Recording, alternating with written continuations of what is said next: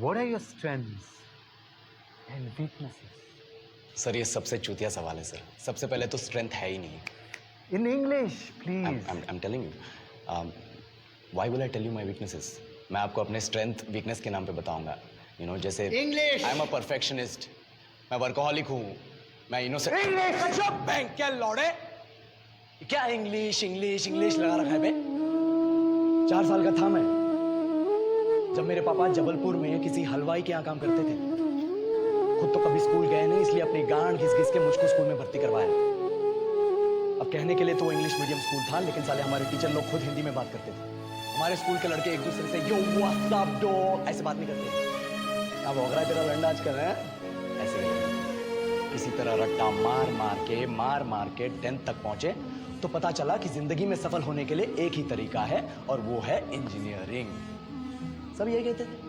माँ बाप, टीचर लोग, गली का वॉचमैन भी हमसे पूछता था, और भैया कैसी चल रही है आपकी तैयारी? भाग बेंचो, तुमको क्या करना है? इसलिए हमारे स्कूल के बच्चे हम सब पहुंच गए बकरों की तरह. मैं IIT, मैं NIT.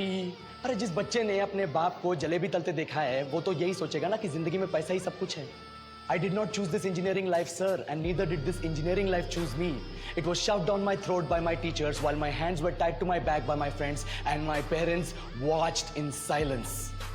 और इंग्लिश सुनेगा तो मादरचोद तो सुन. 10th के बाद 2 साल लग गए इस कॉलेज में घुसने के लिए. कोचिंग में निकाल दिए, ना कुछ खेले ना कुछ सीखे. और 2 साल बाद जब यहाँ पहुंचे तो पता चला कि बड़े शहरों के कॉन्वेंट स्कूल के पढ़े बच्चे जब अंग्रेजी में बात करते हैं तो मरे हुए फूल भी खिल उठते हैं. हवा में ऑक्सीजन की मात्रा बढ़ जाती है इनकी अंग्रेजी से.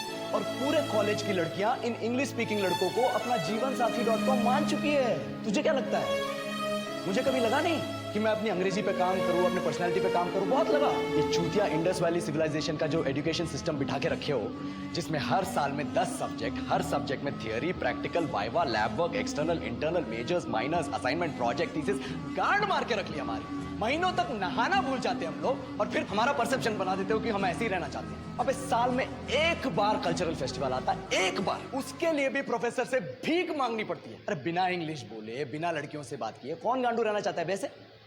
पर टाइम कहाँ है कुछ सीखने के लिए? लगे पड़े हैं कोडिंग सीखने, 3 लैंग्वेज सीख रहे हैं अलग अलग इंग्लिश छोड़ के. लेकिन जब प्लेसमेंट्स की बात आई तो सबको एप्टीट्यूड चाहिए, पर्सनैलिटी चाहिए, इंग्लिश स्पीकिंग चाहिए. It is not that we can not speak English, sir. We are just very conscious of our diction and our pronunciation and we are not confident to speak in front of anyone else. If the curriculum was a little bit diverse, if the engineering colleges in our country focused on our all round development instead of functioning like a goddamn factory that is just mass producing robots by killing their dreams and handing out degrees, I would not be sitting here in this pointless HR interview, the likes of which exist only in our country. ये लो sir, बोल दिया मैंने 4 और line अंग्रेजी. अब बताइए, क्या मैं आपके मल्टीनेशनल कंपनी के लायक हूं? Do I have the potential to be a slave of your esteemed organization?